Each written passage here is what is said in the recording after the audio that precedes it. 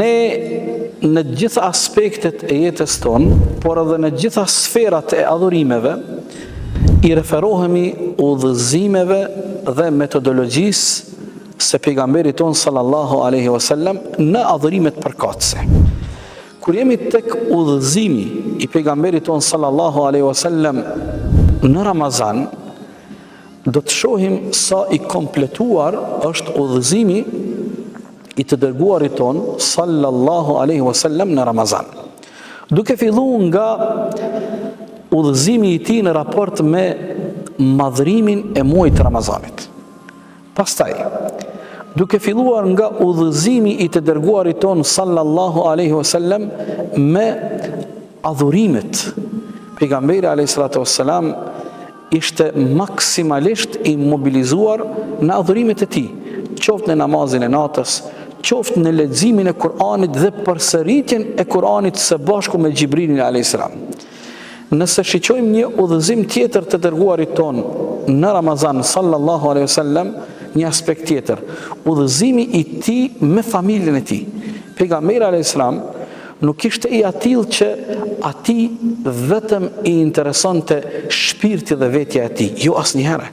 Pejgamberi alayhis salam përkujdesej që të krijonte atmosferë dhe ambient Ramazani edhe brenda familjes së tij, por edhe i ndihmonte familjarët e tij që edhe ata ambientin dhe atmosferën e Ramazanit ta përjetojnë. Por jo vetëm kaq. Udhëzimi i pejgamberit alayhis salatu wassalam në Ramazan ishte edhe me shoqërinë e tij. Pejgamberi alayhis salam përkujdesej edhe për shokët e tij. Pejgamberi alayhis salam përkujdesej që tërë shoqëria ta përjeton atmosferën e Ramazanit.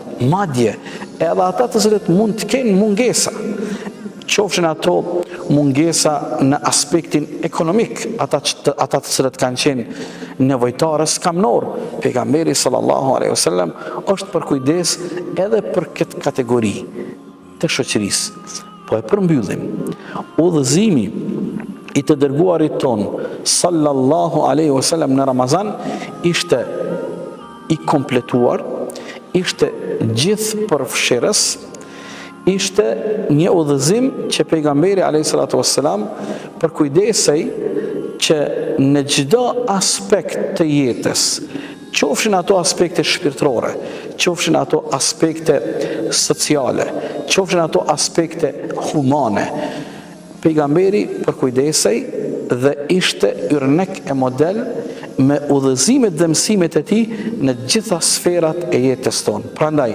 ne atë duhet ta kemi model, nga se dikush mund ta keq kuptoj Ramazanin.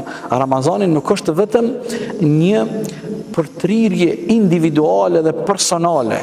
Jo, Ramazani gjithsesi e shtrin ndikimin e tij edhe në gjitha sferat e shoqërisë. Prandaj kështu duhet ta kuptojmë dhe kështu duhet të frymëzohemi nga udhëzimet e pejgamberit tonë të dashur sallallahu alaihi wasallam në Ramazan.